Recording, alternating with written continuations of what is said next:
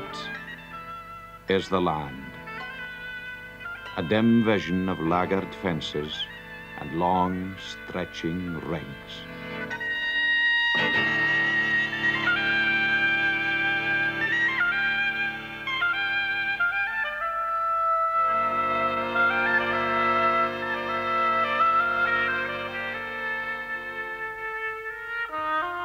And the voice of it, the true and unforgettable voice, the immemorial plaint of the peewit, flying, lost.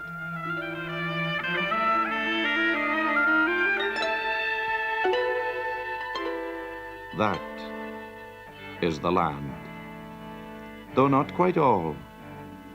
Those folk in the byre, they are the land in as great a measure.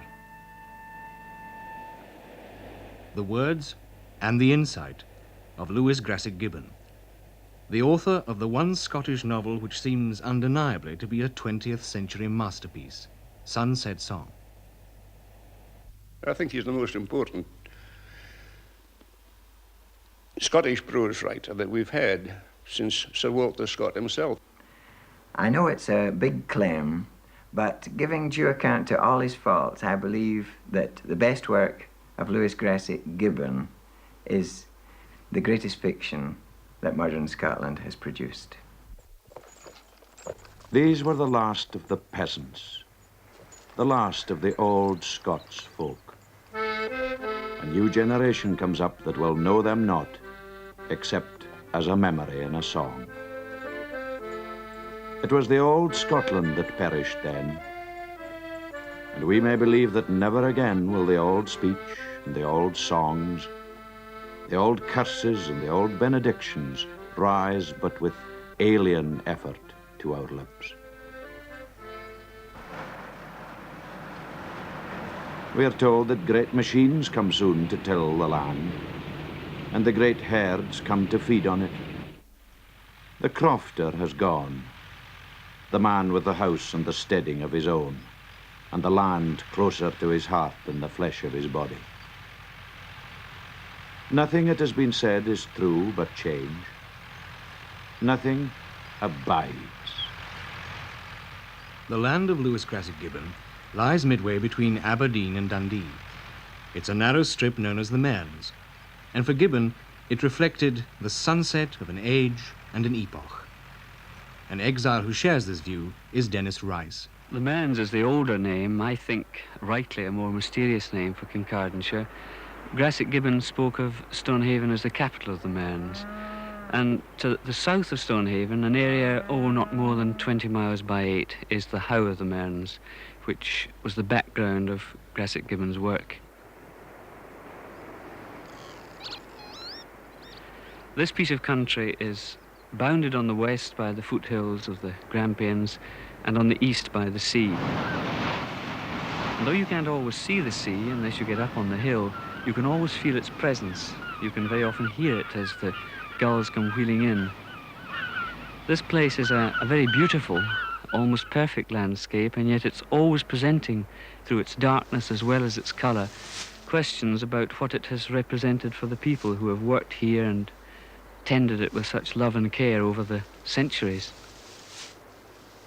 For me, returning as I do, haunted by it year after year, it never fails to give the usual thrill and pleasure as I look at it, but it also still, year after year, presents me with questions about the darkness and the demands, and somehow the crampedness that it has represented for the people who've had to live and work here. The author of Sunset Song was known to his friends and readers of his English novels as Leslie Mitchell. But his mother had been christened Lewis Grassic Gibbon, and it was that name, modified only slightly, that he used when he came to write about his own land.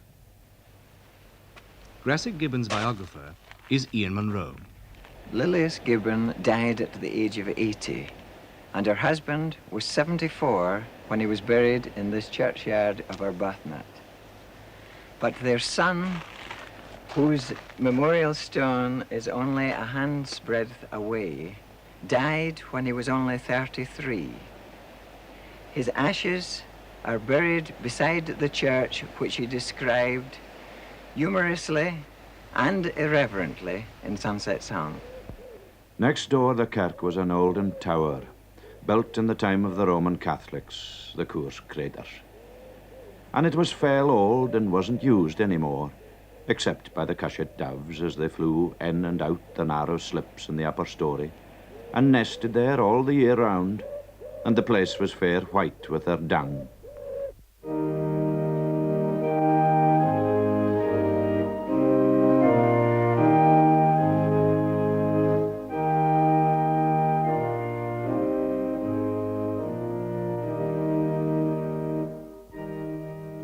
In the lower half of the tower was an effigy thing of Cospatrick de Gondeshill, a Norman chiel in the days of William the Lion, when griffins and such like beasts still roamed the Scots countryside. And folk would waken in their beds to hear the children screaming, with a great wolf beast come through the hide window, tearing at their throats. The real kirk was split in two bits, the main hall and the wee hall, and some called them the byre and the turnip shed, and the pulpit stood midway. It was decent and bare-like, with its carved old seats. Some were cushioned and some were not. The back door led out across the kirkyard to the manse. Fair bonny to look at, but half a damp, said all the ministers' wives. Leslie Mitchell was born in Aberdeenshire, but when he was 8, the family moved south to the Mearns, to a small farm 2 miles above the village of Arbuthnot. This was a decisive period in his life. Here he absorbed the atmosphere of the place and unconsciously stored up in his memory the feelings that he would later put into words when he wrote about Scotland.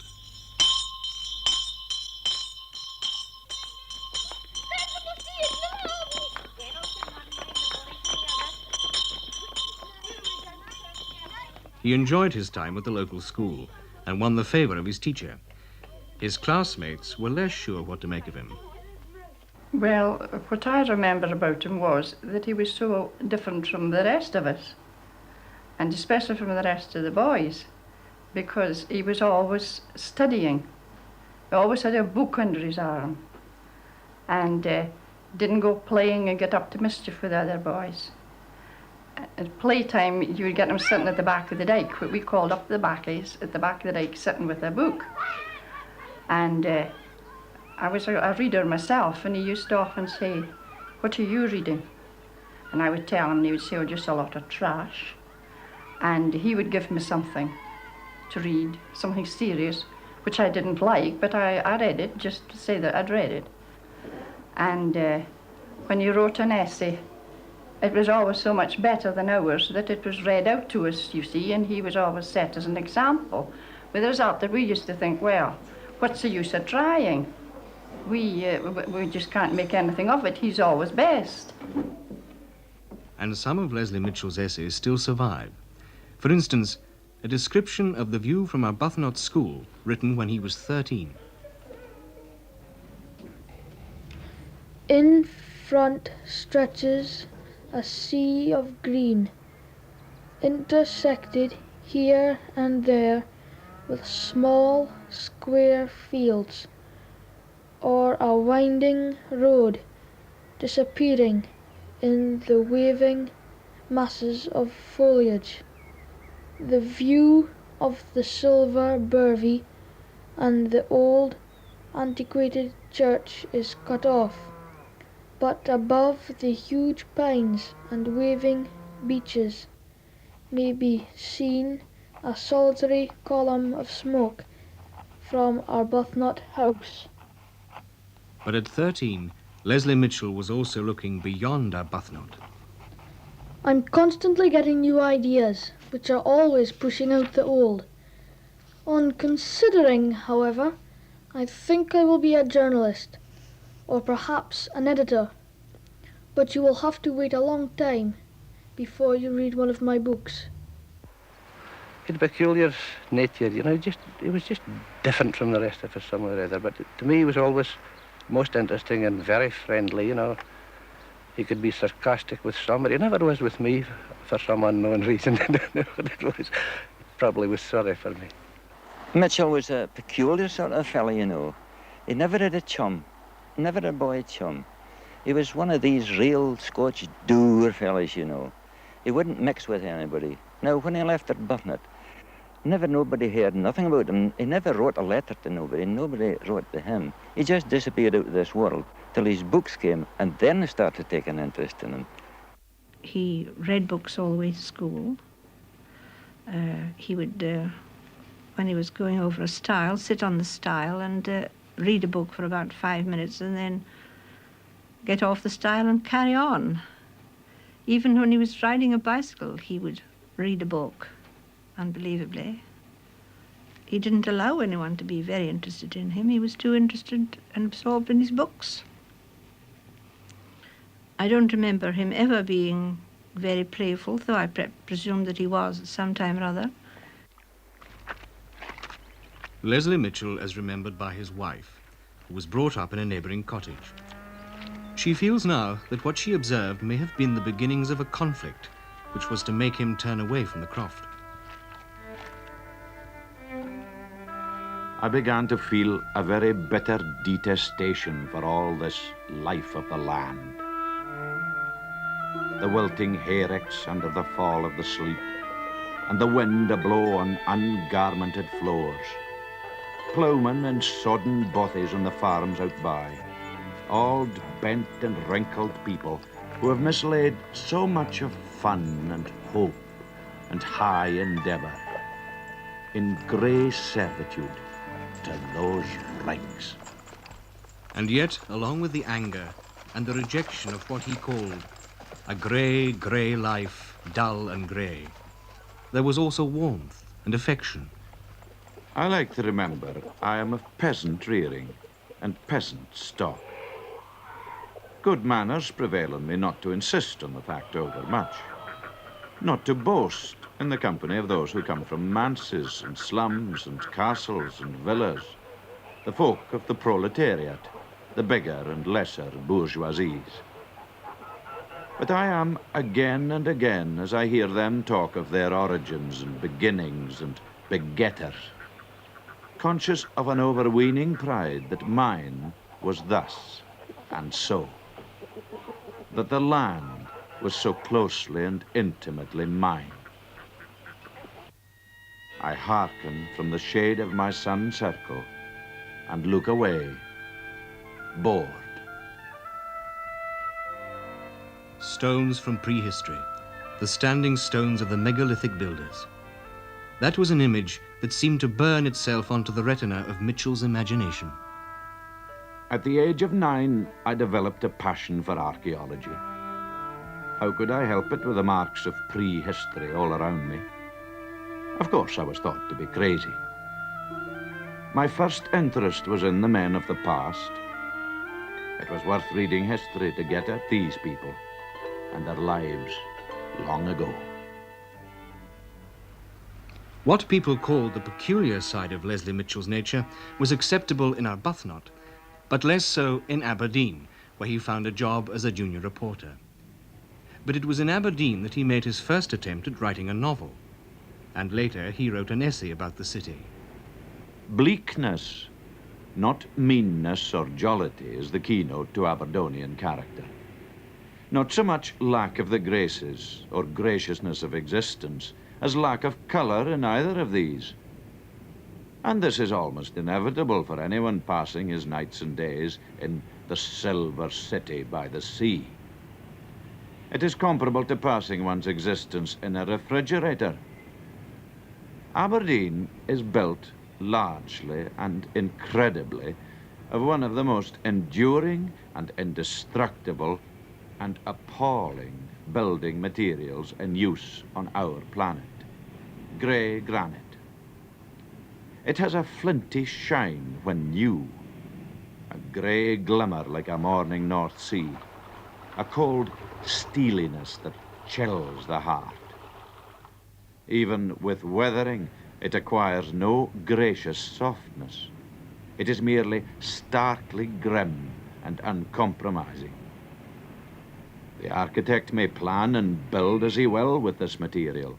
With its variant white granite, he may rear the curveting spires and swooping curlicues and looping whirlimagigs of Marischal College, and not escape that sense of one calamitously in jail. Not only are there no furbelows possible in this architecture, there is, admit it, continually the uneasy sense that you may not rest here. You may not lounge. You cannot stand still and watch the world go by. Else presently the warders will come and move you on. Mitchell turned his back on Aberdeen, and there was a short, unhappy stay in Glasgow. He had a job on a farming paper, but lost it after 4 months. After that, he joined the services. First, the Army, then, like T.E. Lawrence, the Royal Air Force. He came into my life again when he had joined the Air Force and was about to go abroad.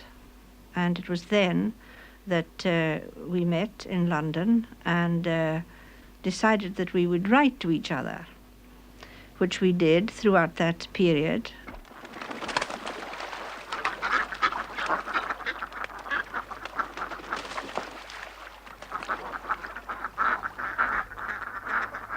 Life in the Mearns belonged now to Leslie Mitchell's past, but he could visualize it with an extraordinary and increasing clarity. For a biographer, facts about his life at this time are hard to come by. He'd left home at 15, spent 4 years as a reporter, and 8 years in uniform. He had traveled in the Eastern Mediterranean, places like Jerusalem, Cairo, and Constantinople, and had deepened his interest in archaeology. Tragically, he had only 7 years left for his life's work. But when the release came, it brought with it a flood of power and energy.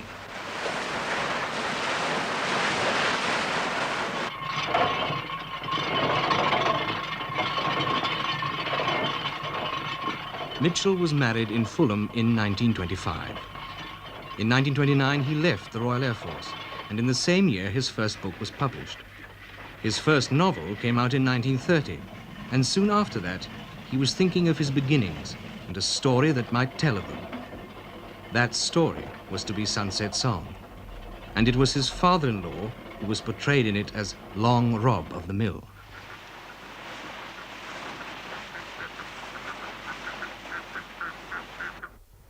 One of Mitchell's reasons for writing Sunset Song was his strong desire to depict a way of life that was passing.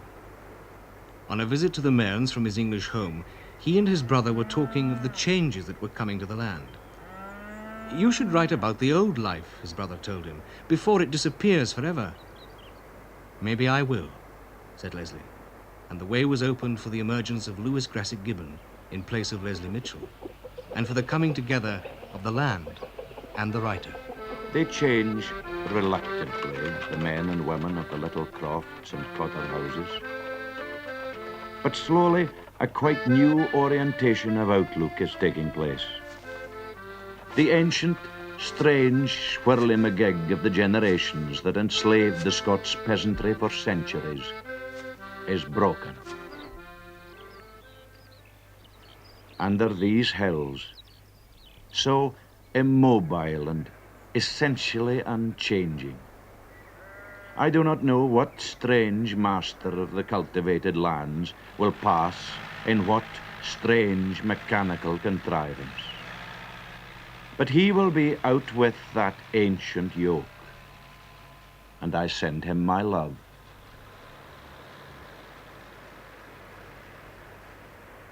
The inspiration and stimulus that Gibbon got from the soil enabled him not only to describe the countryside, but somehow to define its character and give the earth a voice of its own. There are gulls in from the sea this morning, wheeling in comet tails at the heels of this and that ploughman, a dotting of signatures against the dark green of the Bervie braes. Here the land is red clay, sour and dour, but south by Brechin you come to that rich, loam land that patterns Scotland like a ragged veil. The lovely land that even here erupts in sudden patches and brings tall corn while the surrounding fields wilt in the baking clay. The clay is good for potatoes in the dry years, however. Those dry years that come every decade or so for no reason that we know of here in the How. In some aspects, the Mearns has changed very little since Gibbon's time. Weavers' cottages still stand wall to wall in a village like Lothermuir, and there's one man there who still works at the loom and has passed on the trade to an apprentice.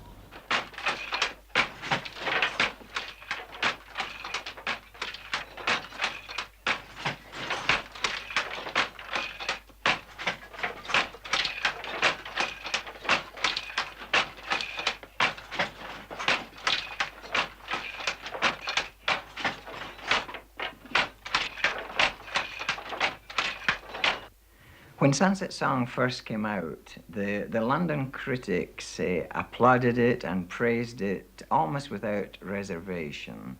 They used phrases like the first real novel of Scotland, of modern Scotland.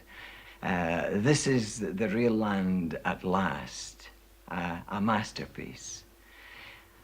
And one went as far as to say this will be hailed in his own country as a wonderful achievement. But when it came back to his own country, it was hailed in many quarters as anything but a wonderful achievement. Most of the people, the local people, they didn't like it. They were annoyed. And I remember writing to him about it and saying that several of the characters that I didn't care for the way he portrayed them, and he wrote back and said that there wasn't any real characters in the book, that it was fiction and there was no real characters there. But Ray Middleton, the girl who married Mitchell, always believed in Sunset Song. I did. I did because it touched one to the very depths of one's feeling, simply because, well, not simply, but I know the life so well. It was something taken out of life, taken out of the life we knew. And it had, well, I think it's most important for Scotland that this story was told, because it's a story of the Mearns, but it's really a story of Scotland. Leslie Mitchell published 16 books in 5 years. He and his wife had found the home they wanted, neither in London nor Scotland, but in Welwyn Garden City. Their first baby had been born, and in the summer they took her north to the Mearns and revisited the croft. But it wasn't easy. "Your father's fair affronted," his mother told him, "and I'm ashamed of you." Autumn, of all seasons, is when I realize how very Scotch I am. How interwoven with the fibre of my body and personality is this land and its queer, scarce harvests, its hours of reeking sunshine and stifling rain. How much a stranger I am south in those seasons of mist and mellow fruitfulness, as alien to my How as the olive groves of Persia. It is a harder and slower harvest, and lovelier in its austerity, that is gathered here, in September's early coming, in doubtful glances on the sky at dawn, in listening to the sigh of the sea down there by Berby. Mellow it certainly is not, but it has the most unique of tangs. This season haunted by the lap, lap, lap of the Peasy's wings, when the harvesting carts plod to the cornyards deep in Glore. He's the writer who wrote lyrically about all aspects of the land, and yet as a boy, when faced with the choice between working in the land and reading a book, the book always won. He's the man who could write passionately and with great feeling about Scotland, and yet chose to live in Welwyn Garden City. On the one hand, he felt very, very strongly. He had a share of the anger against the exploitation of the farm worker. But at the same time, he was constantly moved by the feeling of his own earth and by the changing moods and the changing seasons.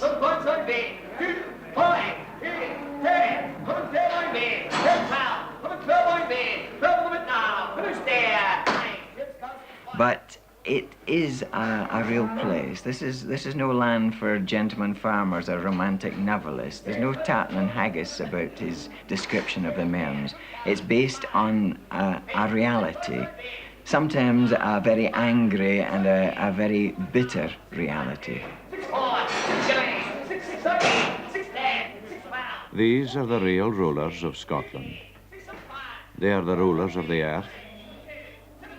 And how patient and genial and ingenuously foul-mouthed and dourly wary and kindly they are, those selfless aristos of Scotland. They endure the chatter of the city salons, the plannings of this and that war and blockade.